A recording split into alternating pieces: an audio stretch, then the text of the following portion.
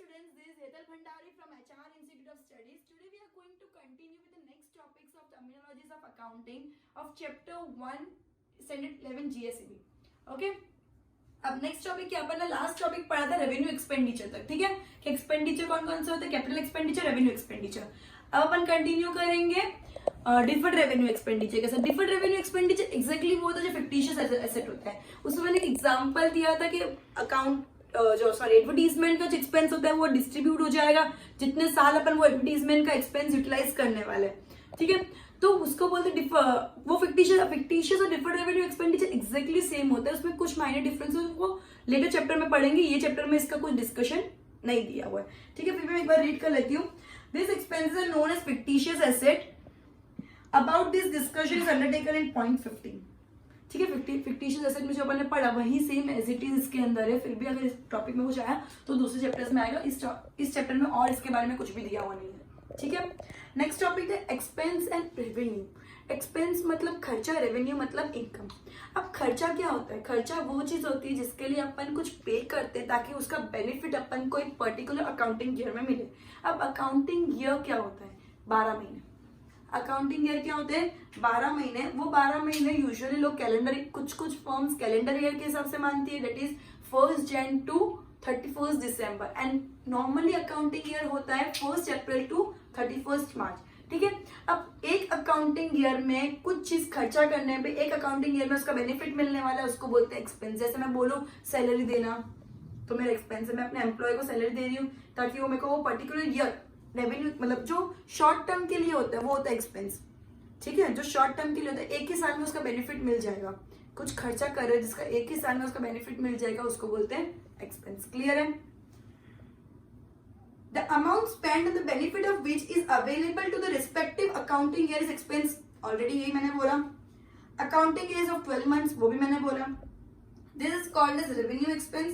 Example salary expense, wages. Wages मतलब salary जैसा ही होता है बट वो चीज मैन्युफैक्चरिंग फील्ड में होती है, ठीक है. Brokerage expense, commission expense, discount expense etcetera. Factory तक लाने का जो खर्चा होता है तो वो ट्रेडिंग में अपन इंक्लूड करते हैं.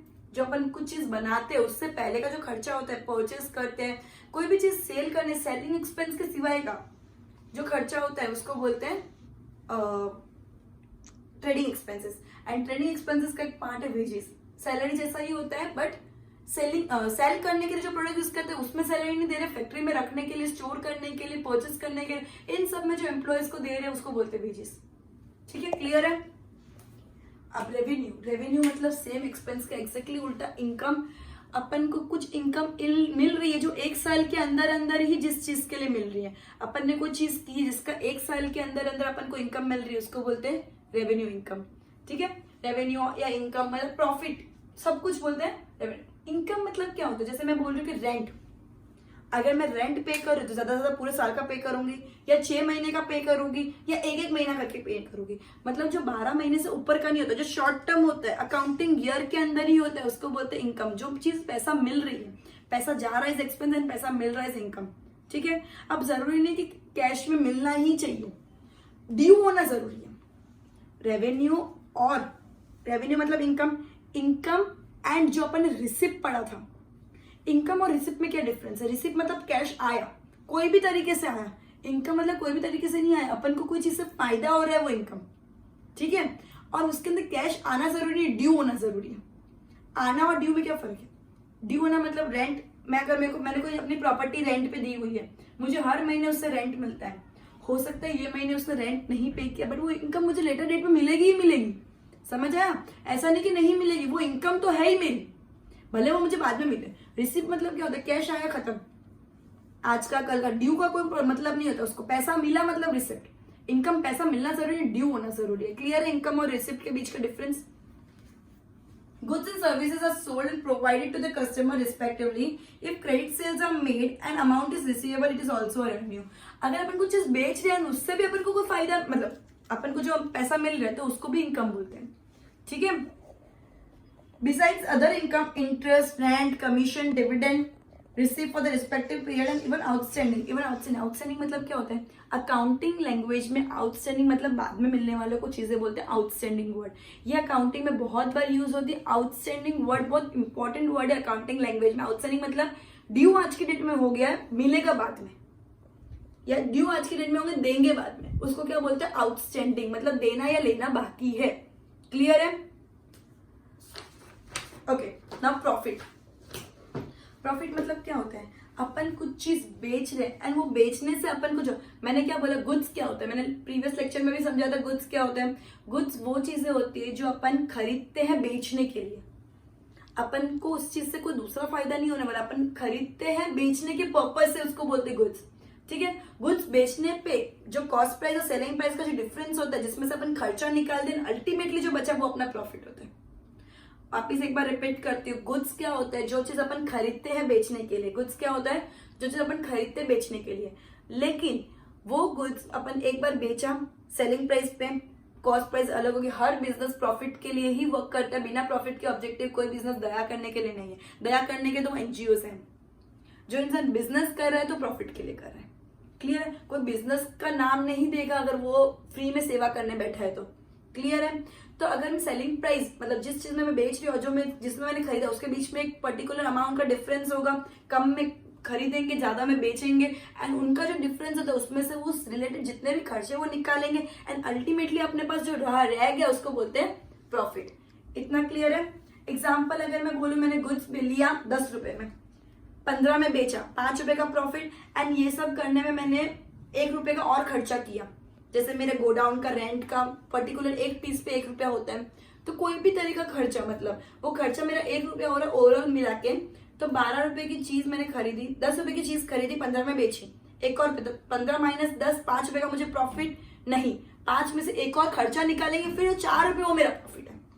क्लियर है? अपन को बचपन से सिखाया जाता है selling price minus cost price equal to profit. नहीं, बड़े होने के बाद ये होता है selling price minus cost price minus expenses equal to profit. Clear होता है? अकाउंटिंग टर्म्स में क्या होता है? Selling price minus cost price minus expenses equal to profit. Direct selling price minus cost price profit नहीं होता, बिकॉज बिजनेस में खाली बेचना और खरीदने से ही मतलब नहीं होता है। जिधर अपन जिस प्रॉपर्टी पे अपन बेच रहे हैं, मतलब जो जगह पे बिजनेस ट्रांजेक्शन कर रहे हैं उसका रेंट होता है, एम्प्लॉयज होते हैं तो उनकी सैलरीज होती है, लेने देने का कैरियज एक्सपेंसेस होता है, हजारों टाइप के एक्सपेंसेस होते हैं जो कोई अलग अलग बिजनेस में अलग अलग तरीके से रिलेटेड हो। वो एक्सपेंसेस को निकालेंगे ना, अल्टीमेटली जो बचता है वो प्रॉफिट होता है। क्लियर है? एंड कभी कभी हो सकता है कि अपना खर्चा इतना ज्यादा है कि अपन जो एक्सपेंस और कॉस्ट प्राइस के बीच का डिफरेंस है ना उसके भी ओवरकम कर रहा है खर्चा।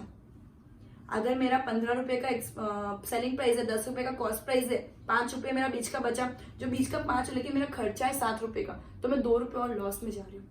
कभी कभी एक्सपेंस ओवर हो जाता है, एक्सपेंस अपना एक्स्ट्रा इनकम से ओवर हो जाता है, जिसको बोलते हैं लॉस। ठीक है? अगर अपना एक्सपेंस अपने इनकम से ज्यादा है तो उसको बोलते हैं लॉस। क्लियर है? After deduction of the regular payments which is known as a revenue payment from regular receipt which is known as revenue receipt of the year, the remaining surplus is known as profit. The excess of day to day income over expenses of the business is called profit. अगर income ज्यादा expense है तो profit, क्योंकि अपन ने goods and उसका तो देख ही लिया है, उसके बाद का जो इनकम अपनी ज्यादा है कंपेयर टू एक्सपेंस उसको बोलते हैं प्रॉफिट। पूरा यही चीज लिखा हुआ जो मैंने एक्सप्लेन किया है। जो लॉन्ग टर्म प्रॉफिट होता है उसको बोलते हैं, जो इरेगुलर प्रॉफिट जिसको बोल सकते हैं, जो हर टाइम सेम टू सेम नहीं आता उसको बोलते हैं कैपिटल प्रॉफिट, एंड जो every time same to same आ रहा है उसको बोलते हैं रेवेन्यू प्रॉफिट। क्लियर है? सेम एक्जैक्टली अपोजिट है लॉस, जो मैंने अभी एक्सप्लेन कर लिया है। ठीक है? कि लॉस क्या होता है? अगर एक्सपेंस इनकम से ऊपर का है तो उसको बोलते हैं लॉस। कभी कभी लॉस इरेगुलर बेसिस पे होते हैं, जैसे कि अगर मैंने कोई एसेट ली है, बहुत महंगी परचेस किया, बहुत कम में बेच दी, जो एक्चुअली इतने कम में नहीं बेचनी चाहिए थी, जिसका अपनी आज की प्राइस जो देख रही हूँ अगर मैं उसके हिसाब से तो बहुत ज्यादा है, लेकिन मैंने उसको समझो 20,000 है और मैं उसको बेच रही हूँ 5,000 में, तो ये 15,000 मेरा कैपिटल लॉस होता है। समझ आया? क्योंकि मैं एसेट रोज नहीं बेचने वाली हूँ, कभी कभार होने वाले लॉसेस को बोलते हैं कैपिटल लॉस। एंड रेगुलरली मतलब रेगुलर जो बिजनेस चल रहा है उससे जो मुझे लॉस हुआ, जो एक एक साल का अपन कैलकुलेट कर रहे हैं उसको बोलते हैं रेवेन्यू लॉस। क्लियर है? ओके, गेन और प्रॉफिट एक दूसरे के सिनोनिम्स ही होते, तो गेन बोले तो भी प्रॉफिट ही समझने का। क्लियर है? अब हुआ परचेस। अब परचेस मतलब क्या होता है? परचेस है ना, मैं अगर एसेट करूँ ना तो मैं उसको परचेस नहीं लिख सकती हूँ। अगर परचेस सिर्फ गुड्स के परचेस को ही मैं परचेस लिख सकती हूँ। गुड्स मतलब वापस अगेन वही चीज, जो चीज बेचने के लिए लेते हैं उसको बोलते हैं गुड्स, एंड जो चीज अपने बिजनेस के फ्यूचर बेनिफिट के लिए लेते हैं उसको बोलते हैं एसेट। अब अगर मैं एसेट ले रही हूँ तो मैं एसेट को जो परचेस कर रही हूँ उसको मैं परचेस वर्ड से डिफाइन नहीं कर सकती, उसको मैं एसेट ही लिखूंगी। लेकिन अगर मैं गुड्स ले रही हूँ तो मैं उसको परचेस लिखूंगी, भले मैं एसेट को भी खरीद रही हूँ, बट ये डिफरेंस होता है। गुड्स के परचेस को ही परचेस बोलते हैं, गुड्स के सेल्स को ही सेल्स बोलते हैं। अगर एसेट को परचेस किया है तो भी परचेस नहीं बोलते, पर्टिकुलर एसेट का नाम आएगा। एंड एसेट को सेल कर तो भी सेल्स नहीं लिखते, पर्टिकुलर एसेट का ही नाम आएगा, फिर वो एसेट चली गई है। क्लियर है, वो एसेट चली गई है, इतना समझ आया।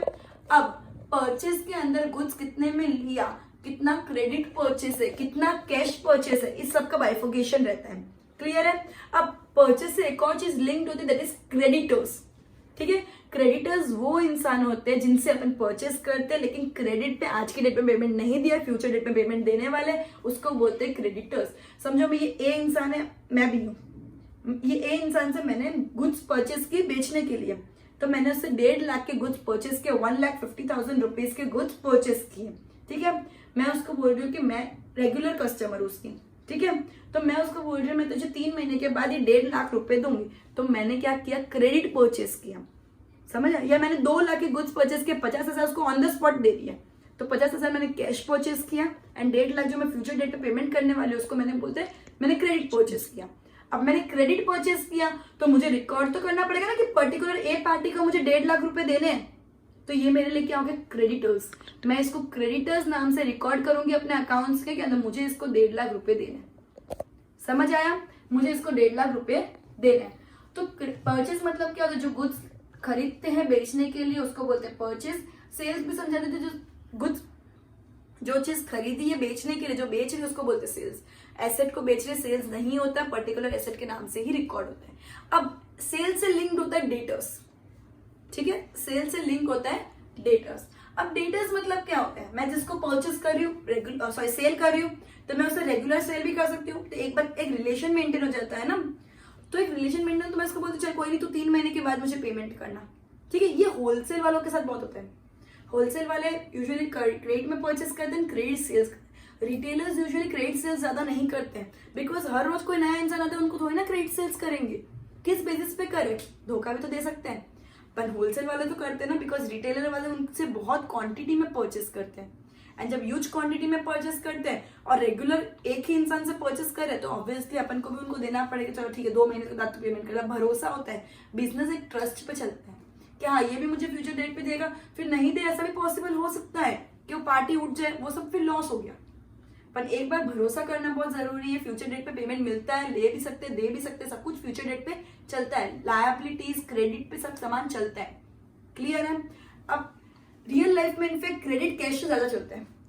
ठीक है, अब तो मैंने किसी को सेल किया, उसने मुझे बोला मैं 3 महीने के बाद तुझे पेमेंट करूंगा, मतलब मुझे 3 महीने के बाद इससे पेमेंट मिलने वाला है, तो ये मेरे लिए क्या हुआ, डेट। अब यूजुअली डेटर की स्पेलिंग होती है DEBTOR, तो डेप्टर नहीं बोलते हैं, उसको बोलते हैं डेटर। तुम नए हो, तुमको इस चीज का प्रोनाउंसिएशन नहीं पता है, तुमको ये वर्ड्स भी तुम पहली बार सुन रहे हो, इसके लिए प्रोनाउंसिएशन बताया जाता है। बाकी 12th स्टैंडर्ड से तो डेटर डेटर डेटर डायरेक्टली बोला जाता है। और ये डेटर, क्रेडिटर, ये सब अकाउंटिंग लैंग्वेज में बहुत इंपॉर्टेंट टर्म्स है, ये लोग बहुत इंपॉर्टेंट चीजें हैं। ठीक है, बहुत इंपॉर्टेंट पार्टीज है जो रेगुलर लाइफ में बहुत यूज होती है। ठीक है, अब डेटर एंड क्रेडिटर में एक और चीज, अपने क्रेडिट पे सेल किया, परचेस किया, सो डेटर और क्रेडिटर सब हो गया। ठीक है, अब जैसे डेटा क्रेडिटर तो बिल रिसीवर, बिल पेबल्स भी होते हैं। बिल्स मतलब अगर मैं उसको क्रेडिट पे दे रही हूँ और मुझे बिल इश्यू कर रहा है, जो फ्यूचर डेट पे मैं उसको वापस रिटर्न करूँ तो मुझे पैसा मिल जाएगा। क्लियर है, तो उसको बोलते हैं बिल रिसीवेबल। बिल रिसीवेबल मतलब क्या होता है, मैं जिसको सेल्स कर रही हूँ वो इंसान मुझे बिल इश्यू कर रहा है, वो बिल पे साइन करके मुझे इश्यू कर रहा है, वो बिल मेरे पास रहेगा, एंड फ्यूचर डेट में जब मैं उसको बिल दूंगी ना तो मुझे पैसा देगा। एंड उस बिल पे लिखा होगा कि 2 महीने के क्रेडिट पे दिया है कि 3 महीने के क्रेडिट पे दिया है। अब ये बिल रिसीवेबल में और डेटा में फर्क क्या है, मैम दोनों तो सेम है, लिख के देना जरूरी थोड़ी ना है। डेटा भी तो वही है कि आप क्रेडिट पे दे रहे हो, बिल रिसीवेबल भी वही है कि क्रेडिट पे दे रहे हो। डिफरेंस ये है कि बिल रिसीवेबल के केस में गारंटी ज्यादा होती है, मैं बैंक के पास डिस्काउंट करवा सकती हूँ। मतलब अगर समझो ₹1,00,000 का बिल है तो बैंक को मैं दे सकती हूँ कि बैंक देख ये 2 महीने के बाद ये पार्टी मुझे देने वाला है, लेकिन मुझे पैसे की जरूरत है, एक बार आप ये बिल रखो और मुझे पैसा दे दो। तो बैंक वो पार्टी से पैसा लेगी और क्या बैंक ये फ्री में सेवा करेगी, नहीं, उसमें ना पर्टिकुलर कमीशन काटेगी, उसको बोलते हैं डिस्काउंट। ठीक है, बैंक अपना कमीशन काटेगी, बैंक 1 लाख के बदले मुझे 99,000 देगी, शायद 1000 रुपये काट लेगी, एंड 2 महीने के बाद वो बोलते हैं ना ब्याज, बोलते हैं ना कमीशन की तरह, वो डिस्काउंट बोलते हैं इसको। ठीक है, तो वो बैंक अपना 1000 रुपये उसमें से काट के बाकी का अमाउंट ही मुझे देगी, एंड फ्यूचर डेट में जब वो रिडीम होने वाला टाइम आएगा तो बैंक उससे पैसा ले लेगी। जिस पार्टी को मैंने एक्चुअली सेल करा, जिससे मुझे पैसा लेना, बैंक ऑटोमेटिकली उससे पैसा ले लेगी। क्लियर है? इसको बोलते हैं बिल रिसीवेबल, क्योंकि मुझे पैसा मिलने वाला है। बिल्स पेबल मतलब मुझे पैसा देना, मैंने किसी को बिल इशू किया है कि मैं तुझे फ्यूचर डेट पे दूंगी। क्लियर है? तो उसको बोलते हैं, जिससे मैंने परचेस किया होगा उसको ही मैंने बिल पेबल दिया होगा, तो उसको बोलते हैं बिल्स पेबल।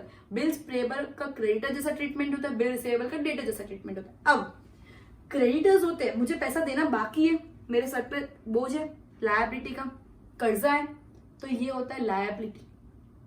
क्लियर है? पैसा मुझे डेटर से मिलने वाला है, फ्यूचर डेट में मुझे पैसा मिलने वाला है, मेरे लिए तो अच्छी बात है ना। बिल पेबल मेरे लिए गंदी बात थी, क्रेडिटर्स मेरे लिए गंदी बात है, क्योंकि फ्यूचर में मुझे पैसा देना है। लेकिन डेटर्स, बिल रिसीवेबल, ये तो अच्छी बात है, क्योंकि फ्यूचर में मुझे पैसा मिलने वाला है, इसलिए वो अपनी एसेट हो गई। क्लियर हो गई? डेटर्स एंड बिल रिसीवेबल अपने लिए एसेट है, क्रेडिटर्स एंड बिल्स पेबल अपने लिए लायबिलिटी है। क्लियर है इतना? ओके, मैं एक बार सब टर्म्स एक बार रीड कर लेती हूँ फटाफट। When a businessman sells goods on credit to his own customers, those customers are known as debtors. Customer becomes debtor of that amount of which goods is sold on credit.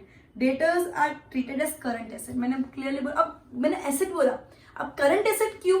Because obviously 2, 3, 4 महीने 5 महीने maximum credit देता है। किसी को ऐसा नहीं बोला तुम इसे 3-4 साल के बाद पेमेंट करना। कभी भी कस्टमर्स को अगर अपन क्रेडिट पे सेल गुड सेल करे तो उसके 3-4 साल के लिए वेट नहीं करेगी, हम 3-4 साल के बाद पेमेंट देगा।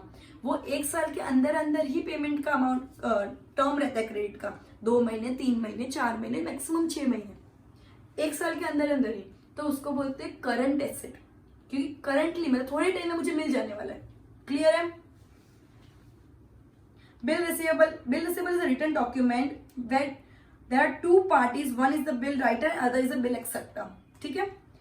Where bill writer acquires right to receive certain amount as per the predetermined date in the future, it becomes receivable. मतलब मैं बिल राइटर हूँ, मैं बिल लिख के उसको साइन करवा, बिल लिख के दूंगी, वो साइन करेगा जिसको मुझे एक्चुअली पेमेंट देना है। मैं डेटर को मतलब बिल रिसीवेबल जिसको दे रही हूँ, जिसको गुड्स बेच रही हूँ, मैं उसको बिल लिख के दूंगी, वो साइन करके मुझे देगा कि हाँ मैं पेमेंट दूंगी। क्लियर है? तो मैं बिल राइटर हुई एंड वो बिल एक्सेप्टर हुआ। In this written account, bill acceptor accepts the written responsibility to pay specified amount on the maturity date. वो रिस्पॉन्सिबिलिटी ले रहा है कि मैच्योरिटी डेट पे मैं तुमको पेमेंट दे दूंगा। क्लियर है? Bill receivable emerges from debtors. Accommodation bills are also popular in practice. In this regard, detailed discussion, ठीक है, इतना ही मेन इंपॉर्टेंट है। रिसीवेबल क्या होता है? अब ये सब एक जैसा ही है। रिसीवेबल मतलब जो भी मेरे को किसी भी तरीके से पैसा मिलने वाला हो, भले वो डेटर्स के टर्म में, बिल रिसीवेबल के टर्म में, आउटस्टैंडिंग की टर्म्स में, प्रीपेड एक्सपेंस के टर्म में, कैसे भी पैसा आने वाला है फ्यूचर डेट पे, उसको बोलते हैं रिसीवेबल। ये सब इसके अंदर इंक्लूडेड है। एक अकेले रिसीवेबल्स के अंदर डेटर्स भी इंक्लूडेड है, बिल रिसीवेबल भी इंक्लूडेड है, प्रीपेड एक्सपेंस इंक्लूडेड है, आउटस्टैंडिंग इनकम इंक्लूडेड है। जो भी पैसा कोई भी तरीके से आने वाला या आ गया उसको बोलते हैं रिसीवेबल। ठीक है? सिमिलरली पेएबल, कोई भी तरीके से पैसा जाने वाला है उसको बोलते हैं पेएबल्स। ठीक है? तो आज अपन ये सब टॉपिक से एंड करेंगे। स्टॉक का टॉपिक बीच में रह गया है जो मैं बाद में नेक्स्ट लेक्चर में एक्सप्लेन करूंगी। Good bye everyone, will end this lecture by this topic.